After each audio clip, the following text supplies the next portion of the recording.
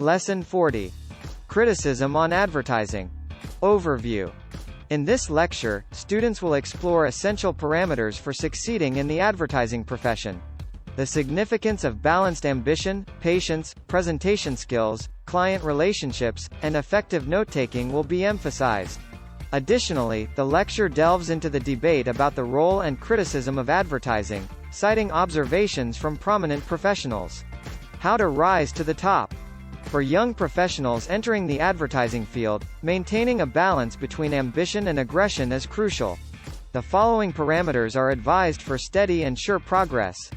1. Ambition with moderation. Be ambitious without being excessively aggressive to foster a healthy work environment. 2. Patience pays. Starting as an assistant advertising account executive allows for learning and maturing gradually, ensuring a strong foundation for future roles. 3. Master presentation skills. Given the extensive use of creativity, learning to make compelling presentations is essential for winning clients and securing business for the agency. 4. Build client relationships. Establishing rapport with clients at all levels is critical for both acquiring new business and retaining existing clients. 5. Take detailed meeting notes. Given the diversity of client meetings, diligent note-taking helps avoid confusion and mix-ups in day-to-day interactions. Should advertising be abolished? The lecture addresses varying opinions on advertising, with some considering it an evil service, and others highlighting its positive impact. Notable perspectives include: 1. Negative views. A call to abolish advertising due to its perceived negative influence on spending habits. Skepticism about circumstances where advertising would not be considered an evil. 2. Moderate views. American President Franklin Roosevelt and Sir Winston Churchill emphasized the positive role of advertising in nourishing consumer power and setting goals for a better life. 3. Role in politics. David Ogilvy, founder of Ogilvy and Mather, refused political advertisements, citing the potential for unfairness and advocating for the use of advertising for good causes.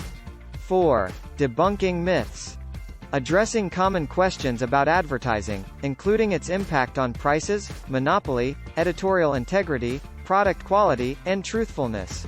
5. Reforming, not abolishing.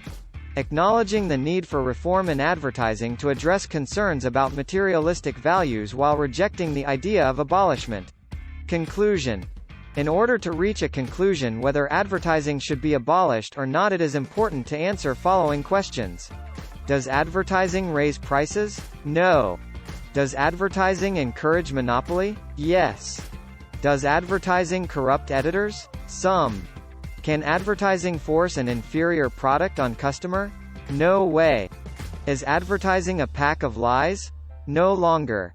Can advertising force people to buy things they don't need? Depends. According to Hill and Knowlton report, the vast majority of thought leaders now believe that advertising promotes values that are too materialistic. However, advertising businesspeople think this philosophy to be a danger to their profession.